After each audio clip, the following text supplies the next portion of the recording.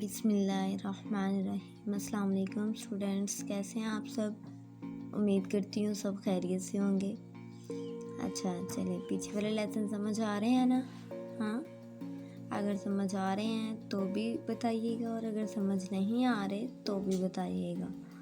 चलें, आज का जो हमारा लेक्चर है वो स्टार्ट करते हैं। वो है evolutionary oneness and diversity of life. ठीक है, एवोल्यूशन का क्या मतलब है, उस दिन भी आपको बताया था कि change in population of organism over time. ठीक है, कि जो पॉपुलेशन होती है ऑर्गेनिज्म की, उनमें जो चेंजेस आती हैं ओवर टाइम, उसको क्या बोलते हैं उसको हम बोलते हैं एवोल्यूशन। ठीक है, कहते हैं जो ज़मीन है हमारी वो तो बहुत पुरानी है। ठीक है, और जैसे जैसे ज़मीन को टाइम गुजरता जाता है वैसे लाइफ भी जो उस पर रहती है वो भी इवॉल्व होती जाती है। ठीक है, कि जैसे वन ऑर्गेनिज्म है तो वो एक से एक ऑर्गेनिज्म है, एक है, उससे आगे क्या निकलेंगी टू, उससे आगे जो टू है उनमें से भी ऐसे ब्रांचेस बनती जाती हैं, ये ट्रीज बनती जाती हैं। ठीक है, और ये सारे जो हैं देखिए ट्री ऑफ लाइफ इसको बोलते हैं। ये जो सारे हैं इनका ये होता है कि इनके सबके इंसेस्टर सेम होते हैं। जैसे कि हॉर्स ज़ेब्रा ले लें, इनके इंसेस्टर सेम होंगे। कैट ले लें, डॉग ले लें, इस तरह जो होंगे जो रिलेटेड, जो बाय फीचर भी और बाय स्ट्रक्चर भी एक दूसरे से रिलेट करते हैं, उनकी अगर हम हिस्ट्री में जाकर देखें तो काफ़ी जो होते हैं ना एनिमल्स या ऑर्गेनिजम्स, उनके इंसेस्टर जो होते हैं वो सेम होते हैं। तो बताने का मतलब ये है कि जो लाइफ है वो विद इन टाइम मतलब चेंज होती जाती है, इवॉल्व होती जाती है, मज़ीद बेहतर होती जाती है। ठीक है, ये हमारा था evolutionary oneness and diversity of life. के वननेस है एवोल्यूशन के लिहाज से देखें तो हमें पीछे इनके इंसेस्टर एक ही नज़र आएंगे, और लेकिन बाद में अगर टाइम गुजरता जाए तो लाइफ जो है वो डाइवर्स होती जा रही है। नेक्स्ट हमारा concept of Darwin about oneness and diversity of life. Darwin जो हमारा है उसने अपनी बुक लिखी थी on the origin of species. ठीक है, on the origin of species in 1859। Darwin's के टू मेन ऑब्जेक्ट्स थे, descent with modification and natural selection. Descent with modification का मतलब क्या है, डिसेंट का मतलब क्या है कि जो बाद में आने वाले हों, मॉडिफिकेशन के मज़ीद बेहतर चेंजेस के साथ। तो उसने कहा कि जो मज़ीद जो नेक्स्ट हमारे ऑर्गेनिज्म या ऑफस्प्रिंग्स प्रोड्यूस होते हैं ना, वो बेहतरीन मॉडिफिकेशंस के साथ, बेहतरीन चेंजेस के साथ आ रहे हैं, इसलिए जो फिर लाइफ में डाइवर्सिटी की ये रीज़न बन रहा है। Next natural selection. Natural selection भी एक मैकेनिज़्म है जिसमें नेचर जो है वो सिलेक्ट करती है और नेचर उन ऑर्गेनिज्म को सिलेक्ट करती है। नेचुरल सिलेक्शन जो है नेचर उन ऑर्गेनिज्म को सिलेक्ट करती है जो कि गुड होते हैं, जिनका रिप्रोडक्शन पोटेंशियल ज़्यादा होता है, जो कि एनवायरनमेंट में एग्जिस्ट कर जाते हैं, जो कि सर्वाइव कर जाते हैं, जो कि मतलब जिनको एनवायरनमेंट की फूड है, स्पेस है, जितने भी रिसोर्सेज हैं सारे सपोर्ट करते हैं, जैसे भी हैं, जिस भी कंडीशन में हैं। ठीक है, उसके अलावा ये ही मैकेनिज्म से मेन दो इसमें डिसेंट विद, देखें फिर क्या कह रहे हैं कि जो डिसेंट ऑफ विद मॉडिफिकेशन है वो यूनिटी को भी बता रही है और डाइवर्सिटी ऑफ लाइफ को भी, कि आ तो एक ही जगह से रहे हैं लेकिन विद मॉडिफिकेशन जब हो जाती हैं तो वो क्या हो जाते हैं, चेंज हो जाते हैं। ठीक है, आ क्या रहे हैं, एक ही इनके पीछे से बेस एक ही है लेकिन आगे जाके ये डाइवर्सिटी मतलब डाइवर्स हो रहे हैं एक दूसरे से। और इसके अलावा नेचुरल सिलेक्शन जो है वो करैक्टरिस्टिक्स ऑफ डिफरेंट इन्वायरमेंट का बताती है कि जो मतलब इस तरह जो पिछले इन्वायरमेंट में रहते थे वो इवॉल्व हुए, वो सर्वाइव नहीं कर सके, वो नहीं इवॉल्व हुए तो सर्वाइव नहीं कर सके, जो इवॉल्व हो गए वो सर्वाइव कर गए, वो एग्जिस्ट कर गए।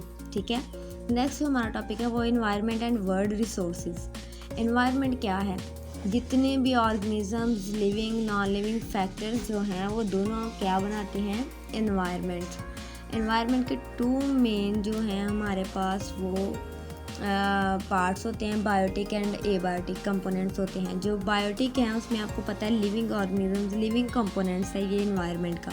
इसमें प्रोड्यूसर, कंज्यूमर, डिकम्पोजर्स, ये तो आपको पता ही है। प्रोड्यूसर जो प्रोड्यूस करते हैं खुराक को, जैसे प्लांट्स हो गए, कंज्यूमर जो उनको यूज़ करते हैं, कंज्यूमर जो फूड को यूज़ करते हैं प्रोड्यूसर से, और डिकम्पोजर जो कंज्यूमर अगर डेड हो जाए तो उसको फिर डिकम्पोज करके वापस रिटर्न कर देते हैं इन्वायरमेंट को, उनको क्या हम बोलते हैं, डिकम्पोजर्स। ठीक है, चलें जी, नेक्स्ट जो हमारा आ रहा है वो है एबायोटिक कंपोनेंट्स। ये नॉन लिविंग फैक्टर है इन्वायरमेंट का। ठीक है, इसे एबायोटिक कंपोनेंट बोलते हैं। इसमें temperature, soil, wind, water, light, vacuum, सारा कुछ इसमें आ जाता है। ठीक है, और जो कहते हैं कि ऑर्गेनिज्म है वो अपने नॉन लिविंग इन्वायरमेंट से कॉन्टीन्यूसली इंटरेक्ट करता है। ठीक है, ये नहीं होता कि बस थोड़ा सा काम हुआ, एबायोटिक से उससे काम लिया, ऑर्गेनिज्म ने बात ख़त्म, जी नहीं। इनका हमेशा से एक तसलसल से चलने वाला कांटेक्ट होता है, बल्कि हमेशा ही एक दूसरे से इंटरेक्ट करते रहते हैं। जैसे कि एग्जांपल में उन्होंने ट्री बताया हुआ है कि ट्री जो है उसकी रूट्स जो हैं वो वाटर ऑब्जॉर्ब करती हैं, मिनरल्स ऑब्जॉर्ब करती हैं सॉइल से। लीव्स जो हैं वो कार्बन डाइऑक्साइड लेते हैं एनवायरनमेंट से, उसके बाद जो ऑक्सीजन लेते हैं। फिर ट्रीज़ जो हैं हाइपोथेसिस के थ्रू क्या करते हैं, कार्बन डाइऑक्साइड से शुगर और ऑक्सीजन बनाते हैं। ऑक्सीजन दोबारा फिर एनवायरनमेंट को मतलब रिटर्न कर दी जाती है। उसके बाद roots secrete acids and minerals absorbs the change in soil occur होती है। Both organism and environment affected by an interaction between them. ठीक है, क्या अगर देखें सॉइल में मिनरल्स कम होंगे तो ट्रीज़ को भी मिनरल्स कम मिलेंगे। ट्रीज़ को मिनरल कम होंगे मतलब कि शुगर जो है वो कम बनेगी, और जो ऑर्गेनिज्म है उसको भी कम मिलेगी। इस तरह इनका एक दूसरे पे बहुत ज़्यादा इफ़ेक्ट होता है और ये एक दूसरे पे डिपेंडेंट भी होते हैं। नेक्स्ट है रिसाइकलिंग ऑफ न्यूट्रिएंट्स। के न्यूट्रिएंट्स की रिसाइकलिंग का क्या मतलब है कि उनको बार बार यूज़ करते रहें। जैसे कि प्लांट्स, अब प्लांट्स ने मिनरल लिए, मिनरल्स को यूज़ किया, बाय रूट यूज़ किया, खुराक बनाई, वो ऑर्गेनिज्म तक पहुंची, उसको कंज्यूमर ने यूज़ किया। अब कंज्यूमर डेड हो गया और वो जो रूट्स हैं वो भी डेड, कुछ लीव्स भी डेड होकर नीचे गिर गए। उनको डिकम्पोजर ने क्या कर दिया, डिकम्पोज कर दिया और दोबारा फिर रिटर्न किसको कर दिया, सॉइल को रिटर्न कर दिया। मतलब सॉइल के जो मिनरल्स हैं उसको रिटर्न हो गए, मतलब रिसाइकल हो गए। इस तरह न्यूट्रिएंट्स की जो रिसाइकलिंग है वो होती रहती है। फ्लो ऑफ एनर्जी का क्या मतलब है, फ्लो ऑफ एनर्जी से यही मुराद है कि एनर्जी का फ्लो, मतलब एक ऑर्गेनिज्म से एक जगह से डिकम्पोजर से प्रोड्यूसर से कंज्यूमर, कंज्यूमर से डिकम्पोजर, फिर डिकम्पोजर से प्रोड्यूसर, इस तरह जो एनर्जी है ना फ्लो करती रहती है ऑर्गेनिज्म के दरमियान। और इसके मुख्तलिफ ऑर्गेनाइजेशंस होती हैं एनर्जी फ़्लो की। और इस तरह जो हमारे पास साइकिल्स बनते हैं एनर्जी फ़्लो के, उनको फूड साइकिल या फूड वेब इस तरह हम नाम देते हैं। एनर्जी फ़्लो का मतलब क्या है कि एनर्जी का मूव करना, मतलब खुराक का मूव करना एक ऑर्गेनिज्म से दूसरे ऑर्गेनिज्म तक इन्वायरमेंट के दौरान। ठीक है, चलें नेक्स्ट हमारा जो टॉपिक है वो है world resources. Resources two types के होते हैं, non renewable and renewable. Non renewable का मतलब वो है जो हमारे पास दोबारा रिटर्न ना हो सके, जैसे कि ऑयल है, नेचुरल गैस वगैरह, कोयला वगैरह है। उसके बाद रीन्यूएबल हैं जो हमारे पास रिसाइकल हो सके, जो हमें दोबारा, जैसे कि वाटर है, वाटर को हम यूज़ करते हैं लेकिन वो जब मतलब उड़ जाता है वेपर्स की फॉर्म में, लेकिन फिर ऊपर जाके ठंडा होता है, फिर हमारे दोबारा अर्थ पे रिटर्न हो जाता है। तो ये क्या है, ये हमें वापस रिटर्न हो जाते हैं, रिसाइकल्ड हैं। ठीक है, नेक्स्ट जो है हम देखते हैं कि कौन कौन से कंपोनेंट्स हैं। एयर है, एयर हमें जानते हैं ये एक ब्लैंकेट है जो कुछ किलोमीटर तक एटमॉस्फेयर के गिर्द होता है। एक ब्लैंकेट की तरह इसने कवर किया होता है। इसमें 97% जो है वो नाइट्रोजन होती है, 20% oxygen, carbon dioxide and some amount में और गैसेस भी पाई जाती हैं। हाँ जी, उसके बाद क्या है, वाटर है। वाटर भी अर्थ की सरफेस पे 70 to 90% पाया जाता है। और उसके अलावा हमारे पास फ्रेश वाटर जो है वो 1% है जो पीने के काबिल है। ठीक है, 2% जो है वो आइस की फॉर्म में है। तो वाटर जो है वो भी बहुत इम्पोर्टेंट कंपोनेंट है। Okay, next land and soil है। लैंड भी बहुत इंपॉर्टेंट नेचुरल रिसोर्सेज है। सॉइल भी जो अपर लेयर है अर्थ की, उसको सॉइल बोलते हैं हम।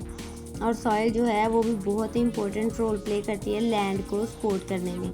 सॉइल जो है वो इनऑर्गेनिक न्यूट्रिएंट्स भी प्रोवाइड करती है एनिमल्स को, ठीक है।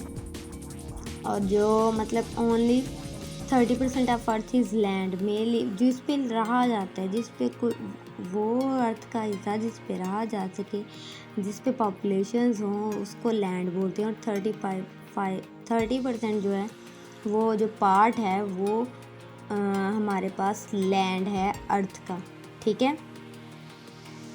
और 11% of the total area of the world is under cultivation, कि जो 11% टोटल एरिया है वो किसके लिए का यूज़ होता है, कल्टीवेशन के लिए, खेती बाड़ी के लिए यूज़ होता है।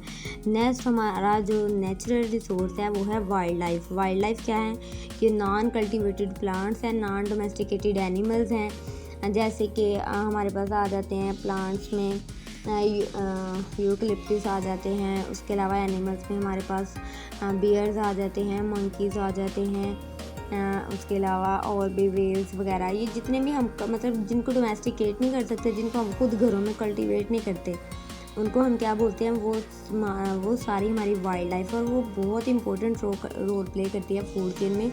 और उसमें ज़रा सी डिस्टर्बेंस फूड चेन में डिस्टर्बेंस की रीज़न बनती है, ठीक है। इसलिए हमें अपनी वाइल्ड लाइफ को भी सेव करना चाहिए। एनर्जी क्या है, एनर्जी सेम इनएग्जॉस्टेबल रिसोर्सेज के वो जो मतलब हमारे पास ये भी सेम उन्हीं मीनिंग्स में आ जाता है कि जो रिन्यूएबल मतलब जिसको हम दोबारा बना सकते हैं, और एग्जॉस्टेबल जो एक दफ़ा बन के यूज़ होगी दोबारा नहीं बन सकेगी, जैसे कि ये फॉसिल फ्यूल से बनती हैं, जैसे कोयला, ऑयल, नेचुरल गैस वगैरह। फॉसिल फ्यूल्स क्या हैं, ये तो आपको पता है, हमारे डेड रिमेन्स जो होते हैं उनको फॉसिल फ्यूल्स बोलते हैं।